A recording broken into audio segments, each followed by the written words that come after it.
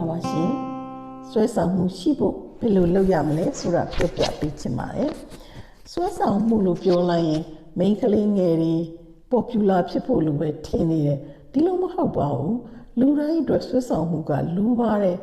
သင်ဟာဈေးရောက်တဲ့လူဆိုရင်သင်ဟာဆွဲဆောင်မှုရှိတဲ့လူတစ်ယောက်ဖြစ်နေတယ်ဆိုခဲ့ရင်သင်ကိုသင်ရောင်းတဲ့ပစ္စည်းကိုအားလုံးကဝယ်ကြမှာပါနောက်တစ်ခါသင်ကအင်တာဗျူးသွားမယ်ဆိုရင်လည်းဆွဲဆောင်မှုရှိတဲ့လူအတွက်ကတော့အင်တာဗျူးကအလွယ်တကူအောင်မြင်ပါတယ်နောက်တစ်ခါသင်ကဘန်မှာပတ်စံချီးထားလို့တော့ပြောမယ်ဆိုရင်လည်းသင်ပြောတဲ့စကားကိုအလွယ်တကူလက်ခံကြမှာပါဒီလိုဆွဲဆောင်မှုရှိဖို့ဆိုတာကပထမဆုံးလိုအပ်ချက်ပေါ့နော်အခြေခံပေါ့အဲ့ဒါကတော့သင်ကိုယ်တိုင်ကတကူကြီးတန်ရှင်းမှုလိုပါတယ်ပြီးတော့တန်ရှင်းတက်ရတဲ့ဝတ်စားစီရင်မှုတင့်တော်တဲ့ဝတ်စားစီရင်မှုလည်းလိုပါတယ်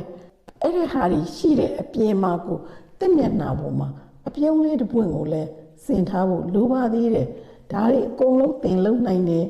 လုပ်ပြီးဆိုခဲ့ရင်တော့ဒီလွယ်ကူတဲ့နီလန်းလေးကိုသုံးကြည့်စေချင်ပါတယ်ဘာလို့လဲဆိုရင်မီရာမှန်တစ်ချက်ပဲလိုပါတယ်အဲ့ဒီမှန်ကလည်းတင်ရေချိုကန်းနဲ့မှန်ကိုသုံးလို့ရတယ်လို့မိန်းကလေးတွေဆိုရင်တော့အဲ့ထဲမှာအမြဲလိုရှိတတ်ကြတဲ့မိတ်ကပ်ဘူးတွေကမှန်ဝိုင်းလေးကိုသုံးရင်လည်းဖြစ်ပါတယ်ဘယ်လိုပဲဖြစ်ဖြစ်မှန်တစ်ချက်ပုံမှာမှန်တစ်ချက်သာလိုပါတယ်အဲ့ဒီမှန်ရဲ့ရှိမှရက်ပြီးတော့ဒါမှမဟုတ်လည်းမှန်ကိုကြည့်ပြီးတော့ပေါ့နော်သင်ရဲ့နာမည်ကိုအပြည့်အစုံ၃ချိန်ပြောရပါတယ်